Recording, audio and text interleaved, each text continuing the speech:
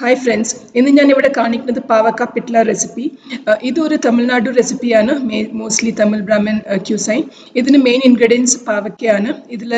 ഇതൊരു balanced flavour കിട്ടും. പാവക്കയുടെ ഇച്ചിരി ബിറ്റർനെസ്സും പിന്നെ പുളിയിടും പിന്നെ ഉപ്പും. അത് ഇതിൻ്റെ അരയ്ക്കാനുള്ളത് ആദ്യം കാണിക്കാം. ആദ്യം 2 സ്പൂൺ മല്ലി, പിന്നെ 1 സ്പൂൺ കടലപ്പരിപ്പ്, ഉഴുന്നും, പിന്നെ കുറച്ച് കായപ്പൊടി, പിന്നെ കറിവേപ്പിലയും, പിന്നെ വറ്റൽമുളകും. ആദ്യം ചീഞ്ചട്ടിയിൽ 2 സ്പൂൺ എണ്ണ ഇടാം. പിന്നെ ആദ്യം വറ്റൽമുളക് ആദ്യം വറുത്തിട്ട് അതൊന്ന് മിക്സി ബൗളിലേക്ക് മാറ്റിയിടാം.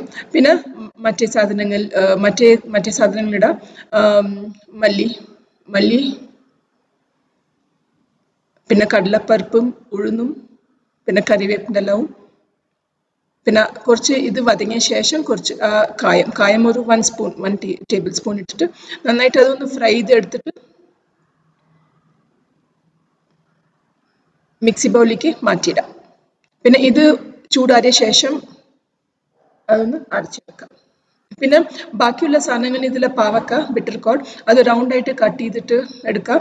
പിന്നെ പരിപ്പ്, സാമ്പാർ പരിപ്പ്, അതൊന്ന് ബോയിൽ ചെയ്തിട്ട്, പിന്നെ പുളിവെള്ളം. ഞാനിവിടെ പാവക്ക ഞാൻ കുക്കറിൽ 1 വിസിലിട്ടു. വേണമെങ്കിൽ നിങ്ങൾക്ക് എണ്ണ ഇട്ടിട്ട് ഒന്ന് നൈറ്റ് ഒന്ന് ഫ്രൈ ചെയ്യാം. ഞാനൊന്ന് പെട്ടെന്ന് ഉണ്ടാക്കണം പറഞ്ഞിട്ട് ഞാൻ വേവിച്ചെടുത്തു. പിന്നെ അതിൽ പുളിവെള്ളം ഇടാം, പിന്നെ അരച്ച മസാല ഇടാം. അതൊക്കെ തിളച്ച ശേഷം നമ്മൾ വേവിച്ച സാമ്പാർ പരിപ്പ്, ഒരു 1/4 കപ്പ് സാമ്പാർ പരിപ്പ് വേവിച്ച് ഇട്ടു. പിന്നെ ആവശ്യത്തിന് വെള്ളം ചേർത്തിട്ട് നന്നായിട്ട് അതൊന്ന് തിളയ്ക്കണം.